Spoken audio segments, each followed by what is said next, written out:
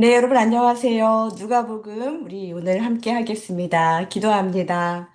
하나님 감사합니다. 오늘 누가복음을 읽으면서 예수님 더 깊이 알게 하시고 잃어버린 자를 찾으시는 주님의 마음을 우리가 배우게 인도하여 주옵소서. 성령께서 함께 하셔서 말씀을 잘 듣고 깨닫게 하시며 우리의 삶에 순종이라는 열매가 누가복음을 읽으면서 더 활짝 피게 인도하여 주옵소서. 감사드리며 예수님의 이름으로 기도합니다. 아멘. 네, 오늘은 누가복음 통독 가이드 함께 나누도록 하겠습니다. 우리가 잘 아는 것처럼 신약 성경은 첫 네 권이 마태, 마가, 누가, 요한 이렇게 구성되어 있습니다. 이 네 복음서는 모두 예수 그리스도를 증거하고 있지만 각기 다른 독자층과 그리고 강조점 그리고 서로 다른 관점으로 예수님을 소개하고 있습니다. 그러나 마태, 마가, 누가는 우리가 이 세 복음서를 공관복음, 네, 관점이 그러니까 같지만 거의 비슷하다라는 차원에서 사복음 중에서 요한을 뺀 나머지를 공관복음이라고 하고 있습니다. 우리 이 복음서에 대해서 조금 정리를 했으면 좋겠는데요. 기록 연대를 보십시오. 가장 먼저 기록된 복음서가 뭐라고요? 네, 마가복음입니다.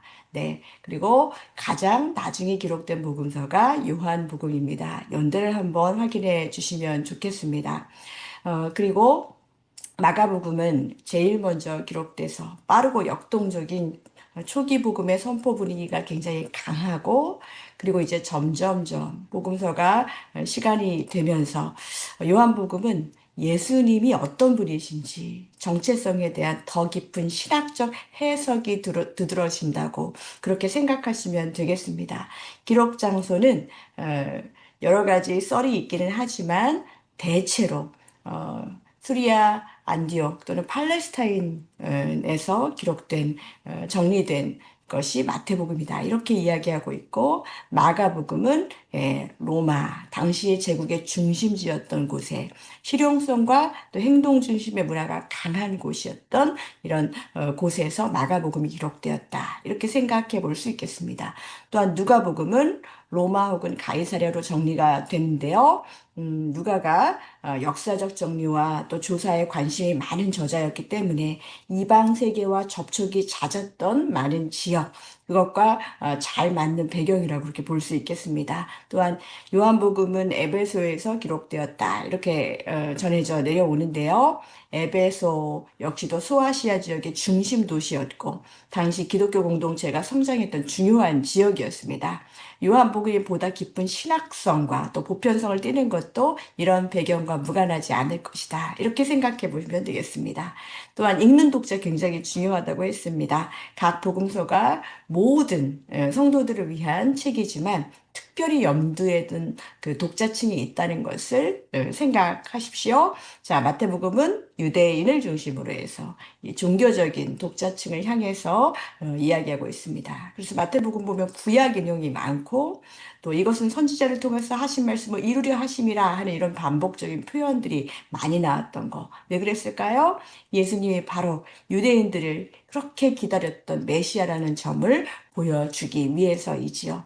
또한 마가복음은 로마인 이방인을 중심으로 해서 이 실용적인 독자층이라고 그렇게 말하고 있는데 로마인들이 이렇게 행동과 능력과 결과를 빨리빨리 이렇게 중시하는 경향이 있었기 때문에 마가복음은 예수님의 말씀을 길게 설명하기보다 행동과 사건, 이런 기적의 권능, 이런 것을 빠르게 곧 즉시 이렇게 이런 부사들을 써서 보여준다. 우리가 이것을 정리했었습니다. 자, 누가복음의 독자층 헬라인 중심입니다. 그리고 헬라인들은 사고하기 좋아하는 관념적인 독자층으로 그렇게 정리할 수 있겠습니다.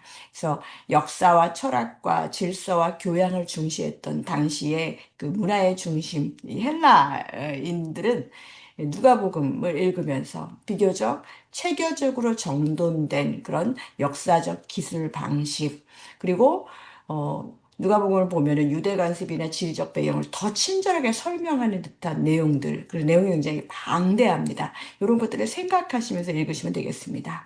또 요한복음은 어떤 특정한 민족보다는 전 세계 독자층을 향한다고 볼 수 있습니다. 요한복음은 유대인과 헬라인과 로마인이라는 그런 특정 집단을 넘어서 모든 사람에게 예수님이 누구신지를 증거하고 있는 매우 신학적인 복음서입니다.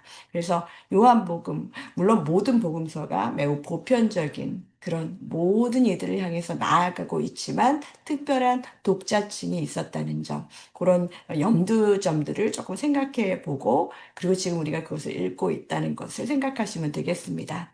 그래서 전체적인 그 주제, 모든 것이 예수 그리스도를 향해 가지만 예수 그리스도를 메시아와 왕으로 이렇게 표현하고 정리한 것이 마태복음이었고, 누가복음, 마가복음은 고난의 종, 또 섬기러 오신 분, 자기 목숨을 대속물로 주시는 구원자, 구속자로 그렇게 보시면 되겠습니다. 그래서 마가복음을 읽으면 예수님의 행동과 수고와 헌신, 그리고 고난을 이렇게 더 빠르게 강조하고 있다는 것을 보고 있죠. 또 누가복음의 주제, 이 완전한 인간이라고 했는데 여기서 말하는 인간, 완전한 인간은 단순히 이렇게 우리 요즘 육각형이라고 하죠. 도덕적으로 좋은 사람을 뜻하는 것이 아니라 예수님께서 참 인간의 모습으로 오신 그런 인자이시며 모든 사람의 구주라는 것을 이야기하고 있습니다. 누가는 예수님의 인성과 또 긍휼, 독자층을 배려하는 사람들, 사회적 약자들을 많이 배려하고 또 기도하시고 또 사람들을 만나시고 가난한 자와 죄인을 향한 관심을 특별히 부각하고 있습니다. 또 요한복음, 주제 뭐죠? 하나님의 아들입니다. 신학적인 복음서라고 말씀드렸고, 예수님이 단순한 인간의 선생이 아니라 영원 전부터 계셨던 하나님이시며, 하나님의 아들이심을 어느 복음서보다 강하게 선포하고 있습니다. 그래서 다른 곳에서는 예수님, 나를 가르치지 말아라 얘기하는데, 요한복음에서는 나는 생명의 떡이다. 나는 부활이다. 나는 진리다. 나는 세상의 빛이다. 이렇게 예수님이 자기 자신을 더 어, 에고, 에이미, 나는 무엇이다 라고 그렇게 자신이 하나님의 아들이심을 강하게 선포하고 있는 부분들이 두드러집니다. 그래서 이 사복음서를 보면서 어디에 주안점을 두고 있느냐 이런 것들을 한번 정리하면 좋겠습니다. 너무 내용이 빨리빨리 지나가니까 너무 중요한 내용이 많은데 놓치고 가는 게 많아서 아쉽긴 하지만 계속 저는 통독이라는 생각을 하면서 여러분들에게 읽기를 권해드립니다. 자, 그리고 그 지명에 대해서도 여러분들이 좀 생각해 보시면 좋겠습니다. 늘 우리가 생각해야 될 신약의 지리하면은 제일 북쪽에 갈릴리 지방, 그리고 가운데에 사마리아 지방, 그리고 제일 남쪽에 유다 지방, 이렇게 생각하는 거. 요거 먼저 갈릴리, 사마리아, 유다, 유대, 요 그 땅의 개념을 먼저 생각하시고 이 팔레스틴 지역을 생각하시면 좋겠습니다. 여기에 그 요단강 줄기, 우리가 구약 때부터 계속 봤던 지형입니다. 특히 예수님의 공생애를 생각할 때 이 세 지역은 굉장히 중요합니다. 자, 갈릴리는 우리가 읽었을 때 보면은 게네사렛 호수, 디베라 바다 다 똑같은 곳입니다. 이 어, 헷갈리기 쉬운 그런 지명을 같이 정리해서 좀 보면은 좋겠습니다. 보면 마태, 마가, 요한복음은 갈릴리 바다라는 말을 쓰고 있어요. 근데 여러분들이 아마 이제 누가복음 읽으셨을 때 게네사렛 호수라는 곳을 읽으셨을 거예요. 네, 다르지 않습니다. 같은 곳입니다. 복음서를 읽다 보면 이런 일들이 조금 있는데요. 어, 어떤 부분은 바다라고 보고 어떤 부분은 또 호수라고 얘기하는데 갈릴리 바다는 이 갈릴리 지역에 있는 큰 호수를 뜻하는 것으로 그렇게 불렀어요. 또 게네사렛 호수는 그 주변 지역, 게네사렛 지방의 이름을 따라 부른 것이고 또 디베랴 바다는 근처의 중요한 도시 디베랴라는 이름을 따서 부른 것입니다. 그러니까 이것이 오늘날에도 어떤 장소를 부를 때 행정구역으로 이름을 부르기도 하고 근처 도시 주변을 부르기도 하고 또 지역의 전통 명칭으로 그렇게 부르기도 하잖아요. 그러니까 여러분들이 성경을 읽다가 이것은 똑같은 의미다. 똑같은 지역이다. 그렇게 정리를 해 두시면 좋겠습니다. 그래서 예수님의 공생의 이 초기 사역에 있었던 가버나움, 또 나사렛, 또 여기 디베라, 벳세다, 요 나인성, 뭐 요런 부분들이 있는 곳, 이 갈릴리 지방이라는 거. 그래서 여기에 보면은 예수님이 많은 기적을 행하시고 제자들을 부르시고 또 가르치셨던 중심 무대. 사실 여기 있는 게 제일 재밌잖아요. 그다음 이렇게 고난 나오고 막 그러는데, 그래서 갈릴리 지역에서 여러분들이 알고 계신 많은 가르침과 기적의 일들이 일어났다는 것을 기억하시면 좋겠습니다. 자, 사마리아, 유대인들이 상종하지 않았던, 가까이 하지 않았던 지역입니다. 여러분들이 이미 읽으셨지만 역사 속에서 종교적 갈등, 혼합주의 때문에 이곳을 잘 지나가지 않고 이렇게 요단강을 이렇게 거슬러서 건너가지고 이렇게 지나서 쭉 번거롭게 갔다라는 것을 우리가 함께 이야기했습니다. 그래서 우리가 이때 예수님은 이 사마리아를 통과해서 가셨다. 그리고 이제 우리 누가복음과 요한복음에 이런 부분들이 많이 나타나 있습니다. 사마리아를 지나가시면서 그 사마리아 사람들을 긍정적으로 언급하시거나 비유에서도 긍정적으로 나타내실 때, 그리고 진정한 예배를 예수님이 요한복음에서 수가성에, 여기 수가성 보면은 여인을 만나죠. 우물가에서. 자, 그런 이야기들을 보시면서 예수님은 번거롭게 돌아가는 피함이 아니라 중심을 향해 가시는데, 언제나 어디를 향해서? 결국 이 예루살렘을 향해서. 예루살렘은 올라갔다는 표현을 하지만 사실은 남쪽이에요. 근데 내려가는 건데요. 그럼에도 불구하고 이 중심 도시 올라간다라는 표현을 하고 있다는 것도 기억하시면 좋겠습니다. 그래서 맨 유대 지방에 보면은 예수님의 주로 순환 또 그런 부분들 많이 나오는 지역이죠. 예루살렘, 또 태어나신 곳 여기 베들레헴, 또 베다니, 여리고 같은 중요한 장소들이 있습니다. 그래서 예수님의 사역이 대체적으로 갈릴리에서 시작해서 사마리아를 지나서 유대로 내려가 예루살렘의 절정에 이르는 흐름을 그렇게 가지게 됩니다. 아까 갈릴리 바다처럼 또, 네, 가다라, 여기 이 지방 있죠? 가다라 지방을, 마태복음에서는 가다라라고 그랬는데, 어, 마가복음과 누가복음에서는 거라사 지방, 군대 계신 이야기 나온 거 아시죠? 그래서 드짓대한테 들어가가지고서 몰살한 이야기가 여기에 나옵니다. 그래서 같은 지방입니다. 그래서 요 부분도 마찬가지입니다. 어떤 데는 가다라고, 어떤 데는 거라사. 이게 서로 다른 넓이와 중심주를 기준으로 부른 지명의 차이예요. 그러니까 어떤 사람들은 큰 지명으로 부르기도 하고, 어떤 사람들은 더 가까운 지역 중심으로 부른 것이라고 그렇게 볼 수 있겠습니다. 그래서 복음서마다 다르게 이야기하지만 이것은 같은 지역이다. 뭐 사람을 이야기할 때도 그렇습니다. 가나안 여인, 또 수로보니게 여인 이런 이야기들이 나오는데요. 이것은 똑같은 가나안 여인과 마태복음에 나오는 가나안 여인과 또 마가복음에 나오는 수로보니게 여인은 같은 인물입니다. 그러니까 마가복음은 당시의 지역적이고 민족적인 배경을 설명하면서 수로보니게라고 이야기했고, 또 가나안 여인 하면은 마태복음은 유대인들이 향해서 그러니까 혈통을 중요시했기 때문에 이방 민족 계통이다 하는 그런 유대적 입장에서 역사적 성전적 배경에서는 가나안 여인이라고 하는 게 더 뚜렷하게 각인이 되기 때문이에요. 그러니까 그런 생각들을 하면서 비슷한 지역의 이야기들을 이곳은 똑같은 곳이구나. 제일 아셔야 되고 기본적으로 갈릴리 바다에 대한 지명이고 나머지 부분들도 이렇게 좀 정리를 해놓으시면 좋을 것 같습니다. 자, 갈 길이 먼데 이제 누가복음 이야기를 좀 나누도록 하겠습니다. 자, 누가복음의 저자는 누가 하지요? 누가는 누가 지었나요? 네, 누가복음입니다. 누가복음에서 이 누가는 네, 헬라어 이름을 이야기하고요. 또 신약 성경에 한 세 군데 정도 누가를 언급한 곳이 있습니다. 네, 직업이 골로새서에 보면은 나의 사랑하는 의사 바울의 그, 선교 할 때 같이 다녔던 그런 의사로 그렇게 소개가 되어 있습니다. 또 바울 전도 여행에 함께 다녔고 또 바울의 첫 번째 로마 투옥 때 함께 있었던 것으로 네, 골로새서와 빌레몬서에 기록되어 있습니다. 그리고 누가만 나와 함께 있었느니라. 그 마지막에 내 아들 마가를 데려오라. 요 디모데후서 4장 11절 말씀에 보면은 로마 투학 때 누가는 함께 있었구나라는 것을 볼 수 있지요. 그렇게 바울의 옆에서 지켰었던 그런 사람, 그분이 복음서를 쓴 것입니다. 그래서 우리가 이런 부분들을 보면서 누가가 복음서를 쓸 수밖에 없었던 그런 배경들 생각해 볼 수 있겠지요.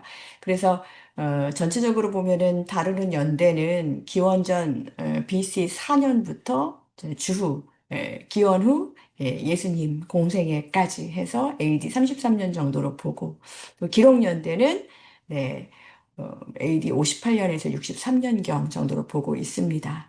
이 부분들을 이렇게 보면서 아까 기록 장소가 로마나 가이사랴 쪽이라고 그렇게 말씀드렸습니다. 네, 그것은 정확한 것은 아니에요. 그래서 골로새서 4장 14절에 이 의사라고 표현되어 있던 이 누가 이제 다루는 시대와 이런 부분들을 생각하면서 예수 탄생 전후부터 공생애와 십자가와 부활과 승천까지 이어지면서 맨 마지막에 누가복음 보면은 하늘로 올려주신 다음에 그들이 그에게 경배하고 큰 기쁨으로 예루살렘에 돌아가 늘 성전에서 하나님을 찬송하니라 하면서 어디로 이어지나요? 누가복음은 요한복음으로 이어지는 게 아니라 사도행전으로 이어집니다. 자, 누가복음의 그 기록 장소 생각해 보면 누가복음을 읽을 때 지리적 흐름하면 훨씬 더 이해가 잘 됩니다. 자, 신약의 주요 무대는 크게 세 지역으로 나눌 수 있죠. 어디나요? 네.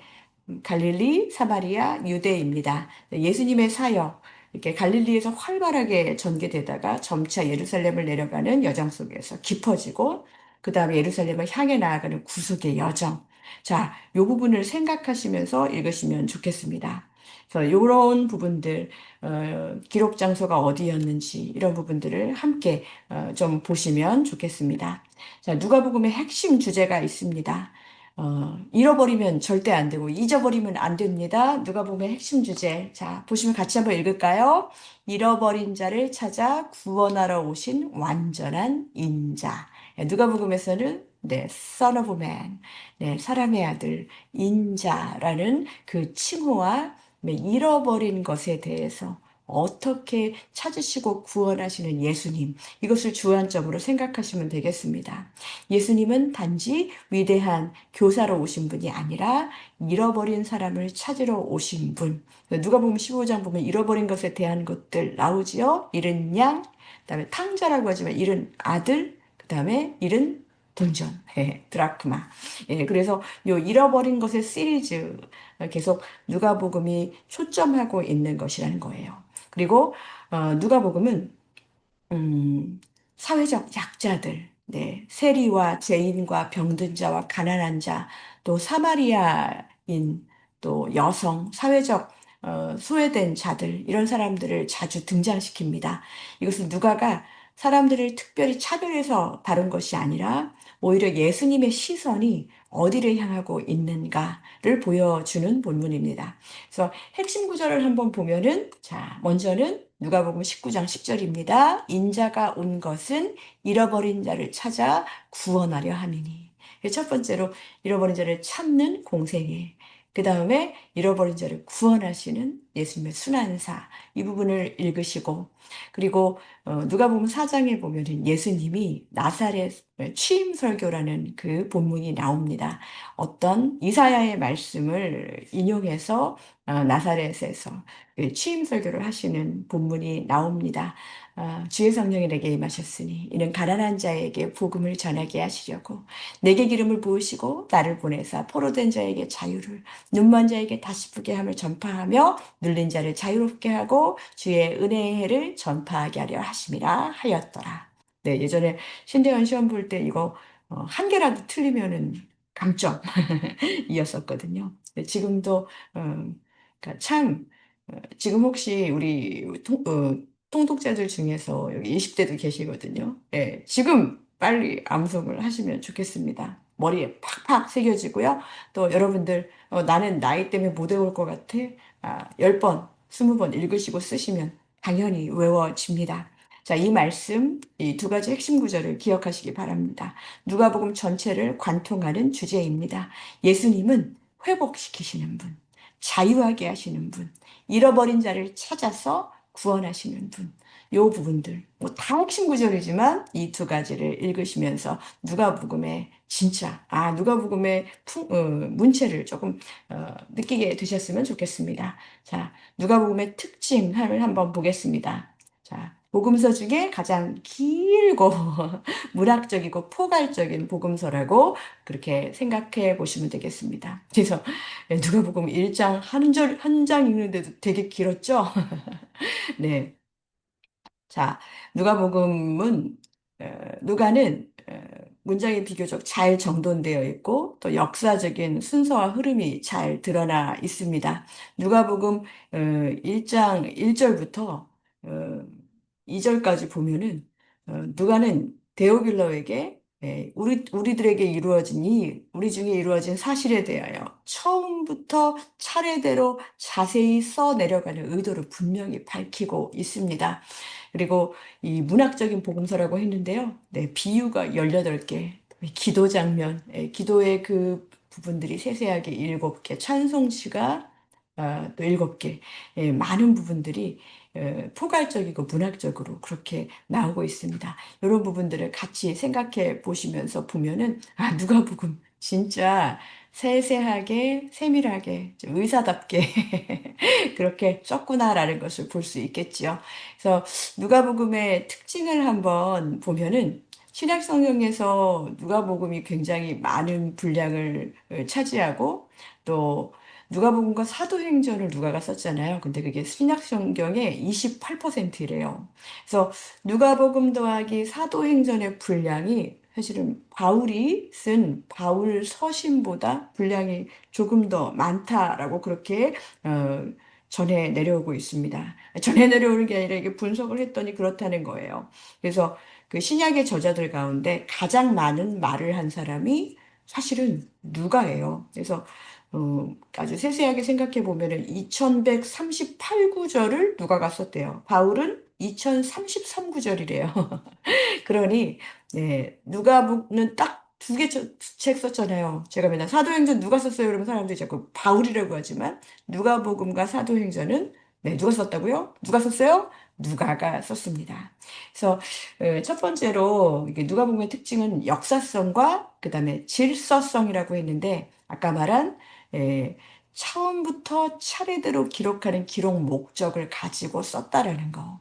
그리고 굉장히 시간의 흐름에 따라서 잘 썼다라는 거, 그리고 누가가 사도행전과 함께 신약 성경의 많은 부분들을 적었다는 거. 그래서 누가복음 1장이 아마 신약 성경에서 제일 긴가? 아마 그럴 거예요.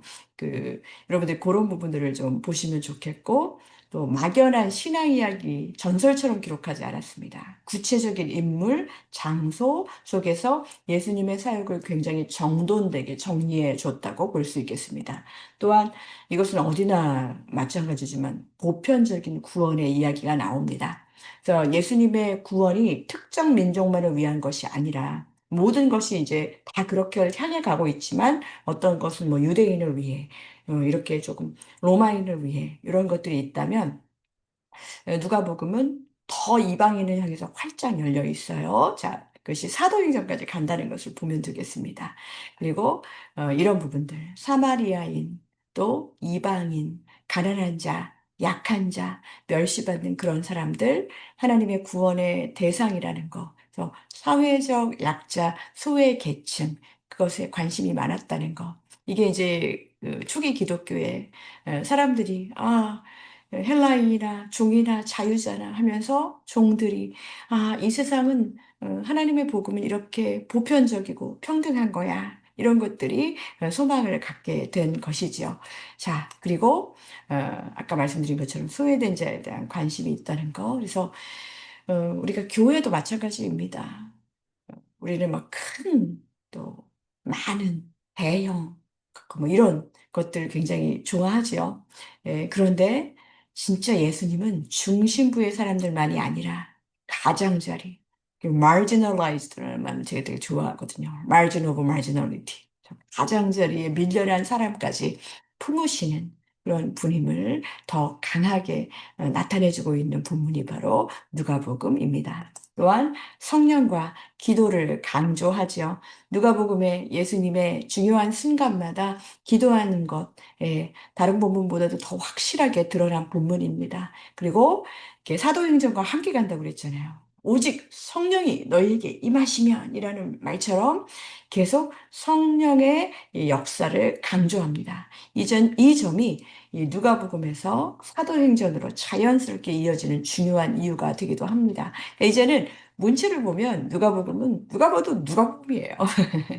그리고 네, 기쁨의 찬양이 많이 나오고 있습니다. 제가 아까 찬송시, 기도 장면 많이 나오는 곳이 바로 누가복음의 특징이라고 말씀드렸지요. 그래서 예수 탄생 전후로 해가지고 등장하는 천사의 뭐 노래, 찬가들, 뭐 하나님의 구원을 기뻐하는 사람들의 반응, 누가복음은 단지 교리의 설명만 있는 것이 아니라 구원의 기쁨을 노래하는 복음서. 그러니까 진짜 종합 예술적인 그런 복음서라고 볼 수 있겠습니다. 포괄적이고 또 굉장히 많은 것들을 다룬 문학적인 그런 곳이다 생각하면 좋겠고, 요한복음은 문학을 넘어서 이제 예수님이 누구이신지에 대한 신학적인 복음서라고 말씀드렸습니다. 자, 누가복음 특징 잘 기억하시고, 왜 그러면 누가복음은 기록되었을까요? 아까 그 말씀드렸어요. 기독교 복음의 보편성을 말해주기 위해서. 그리고 보면은 이 세리와 지도자들, 뭐 종교 지도자들면 구원자라는 걸 선포했다 하는데요. 존경을 받던지 안 받던지, 돈이 많던지 안 많던지, 자, 모든 그 기독교의 보편성을 누구보다도 알려주기 위해서 노력한 것입니다. 그리고 이 헬라 사람들에게 복음을 전하기 위해 대상이 헬라인들이라고 그랬잖아요. 그래서 이런 부분들을 한번 보시면은요. 뭐가 다르지? 누가복음이 헬라인들을 위해서 유대 관습과 지형을 첨가시켜서 더 설명했다는데 이제 이런 부분들이에요. 그러니까 누가복음 4장 31절에 보면 갈릴리의 가버나움 동네에 내려오사라는 말이 있어요. 그러니까 유대인들은 이런 말을 할 때, 그냥 가버나움 하면은 딱 알아요. 근데 누가는 그냥 가버나움이라고 말하지 않고 갈릴리의 가버나움이라고 해서 익숙하지 않은 독자들도 위치를 알기 쉽게 그렇게 이야기해 준 것도 있고, 뭐 그런 것들, 갈릴리 맞은편에 거라사인의 땅에 이르러 하면서 갈릴리의 맞은편에 있었다는 지리적인 부연 설명을 해주기도 합니다. 또 유대적 관습 어떤 게 있을까요? 당연히 절기지요. 그러니까 뭐 6월절이라 하는 무교절이 다가오매, 누가복음 22장 1절을 읽으면 이 절기에 대해서도 모든 사람이 다 아는 것은 아니잖아요. 누가는 절기를 말할 때도 6월절과 무교절과의 관계를 함께 적어서 유대절기를 잘 모르는 독자를 이해하도록 그렇게 돕습니다. 그러니까 사실 제가 한국에 살 때는 유대절기가 더 이렇게 다가오지 않았는데, 지금 저희가 사는 이 뉴저지 쪽은 네, 그 유대인들이 많기 때문에 학교도 이렇게 네, 대속죄일이나 이런 데 놀고 유대인들의 이렇게 절기 때 노니까 요때가 이거구나 더 알 수 있는 것처럼 성경책에 나와 있는 부연 설명 이거 우리한테도 위한 것입니다. 그러니까 누가복음 그 예수님이 그 부활하셨던 그때도 이날은 뭐 준비일이요 안식일이 거의 되었더라 이런 이야기들이 에, 누가복음에 특별히 더 강조된 것은 유대인의 시간 감각과 안식일의 직전 상황이 우리가 딱 봤을 때 잘 모르기 때문이에요. 유대인들은 저녁이 되고 아침이 되니 첫째 날이니라. 이렇게 저녁부터 아침까지 시간을 계산하는 거. 그러니까 우리가 좀 다르다는 것들. 그래서 복음서를 읽으면서 시간이나 절기에 대해서 좀 다루면 좋은데 시간이 너무 없습니다. 또 유대의 그 정결 관습 같은 거. 구약을 잘 모르는 사람들이 보기에는 뭐 제사장이 왜 그랬을까? 성전과 회당 이런 이야기들.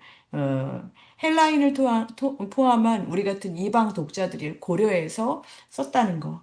그래도 부족하지만, 그래도 여러분들, 누가가 그 부분을 잘 생각해가지고 배려해서 썼다는 것을 좀 기억하시면 좋겠고요. 또, 이런 부분들도 있었어요. 당시 기록했을 때, 그 기독교가 로마를 정치적으로 정복하려는 그런 집단이 아니라는 점을 보여주기 위해서 누가복음에는 빌라도가 예수님의 무죄를 인정하는 것이 세 번이나 기록이 되어 있습니다. 이런 것들 의도를 좀 생각하면서 읽으시면 조금 더 누가복음을 읽을 때에 아, 이런 목적이구나.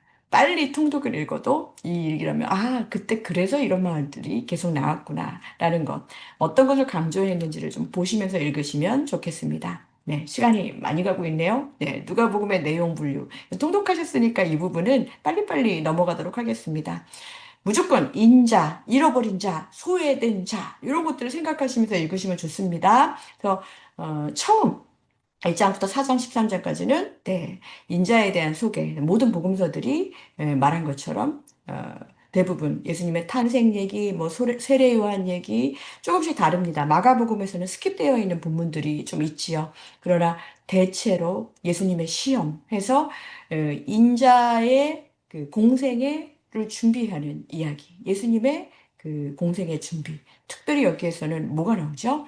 네, 마태복음은 아브라함은 이삭을 낳고 이삭은 야곱을 낳고 아브라함부터 시작됐는데 누가는 아담까지 올라갑니다. 거꾸로 올라갑니다. 그렇죠? 그래서 예수님이 모든 인류와 연결된 구원자, 더 보편적인 예수님. 그러니까 마태복음에서는 유대인들을 증거하기 위해서 아브라함과 다윗의 자손을 굉장히 강조했었는데 이제 여기 헬라인은 범시민적이고 범우주적인 보편적인 그런 예수님을 구원자로 이야기하고 있다는 그 촉보, 그 근거를 생각하시면 되겠고요. 자, 4장 14절에서 9장 50절까지는 인자의 사역. 그래서 아까 그 재미있는 사역의 이야기들 어디에 나와요? 갈릴리를 중심으로 하는 것입니다. 뭐 하셨나요? 가르치시고 고치시고 귀신을 내쫓으시고 죄인을 부르시고 하나님 나라를 선포하신 거 어디서나 계속 나오는 것입니다. 그리고 나사렛 취임 설교 우리가 기억하시죠? 그것을 선언하신 대로 계속 회복하시고 회복하시고 나중에 구원하시는 것까지 쭉쭉쭉쭉 이어지는데 이 회복시키시는 사역을 요 인자의 사역에서 계속 하신다는 거. 그러면서 이제 9장 51절부터 세 번째 단락입니다. 네, 배척 받으시는 인자. 이렇게 사역을 많이 하셨는데도 이 부분 예루살렘으로 향해서 올라가기로 결심하고 나서부터 이 내용은 단순한 여행의 기록이 아니라 십자가를 향해서 나아가는 결단의 길을 알려주고 있습니다. 내용이 굉장히 많아요. 예, 그 안에는 삭개오도 만나시고 또 선한 사마리아 이야기도 하시고 그러면서 하나님 나라가 어떤 것인지 회개하게 하시고 또 늘 복음서에 나오는 제자도 제자의 길 물질과 또 기도에 대해서 집중적으로 가르치십니다. 동시에 점점 그렇게 가르치시는 사역, 예수 그리스도의 십자가의 일들을 하려고 할 때마다 종교 지도자들의 반대와 배척도 엄청나게 점점 더 심해진다는 거. 그래서 요한복음 읽으시면은 진짜 계속 진리를 말하는데 계속 배척받으시는 거 더 많이 보실 수 있습니다. 자, 이제 마지막 부분, 인자의 십자가와 죽음과 부활. 그래서 여기부터 이제 예루살렘 입성, 또 성전 논쟁, 또 마지막 최후의 만찬, 또 겟세마네 기도, 재판, 십자가, 부활, 마지막에 이제 그 엠마오로 가는 두 제자 이야기. 자, 이 얘기도 네, 누가복음 특수 자료죠. 그리고 승찬까지 포함한 누가복음의 절정은 분명히 어떤 복음서도 마찬가지지만 십자가와 부활입니다. 잃어버린 자를 찾아오신 인자, 그 예수님은 마침내 자기 자신을 내어주심으로 구원을 완성하시지요. 그래서 스스로를 내어주신 예수 그리스도의 이야기, 사건을 읽으시면서 우리는 요 사순절, 이제 고난주간으로 가고 있는 이 사순절에 요 누가가 정말 증거한 그 이야기를 함께 볼 수가 있는 것입니다. 그래서 여러분들이 읽다 보면은 누가복음에도 그 특수 자료들이 있어요. 저도 예전에 두 서너 개, 열망일탕, 불부과바 뭐 이렇게 외웠던 것 같아요.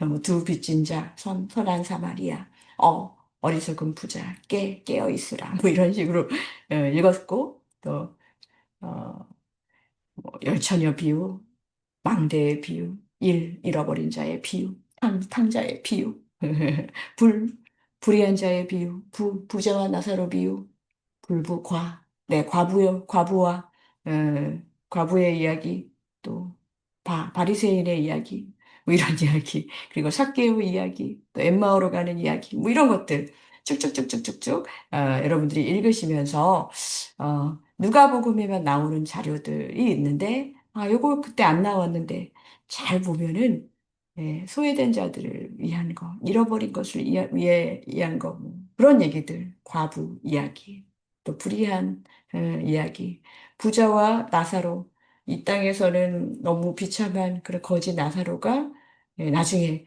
이렇게 천국에 갔을 때 지옥에 있어가지고 뭐 이런 이야기들, 네, 누가의 그 비유 이야기들을 잘 보면 그런 잃어버린 자, 이 세상이 얼마나 평등한지 하나님이 그것을 얼마나 이 물질이 천국 가는데 아무런 도움이 되지 않는다. 뭐 이런 이야기들이 나와 있습니다. 그런 문체를 읽으시면서 읽으면 좋겠습니다. 자, 누가복음의 통독 포인트, 제가 강조했던 것들 한번 쫙 정리하시면 좋겠습니다. 예수님은 인자이시며 모든 사람의 구세주시다. 잃어버린 자를 찾아서 가난한 자, 죄인, 소외된 자를 긍휼히 여기시는 예수님을 주목하시면서 기도를 강조했습니다. 그렇죠?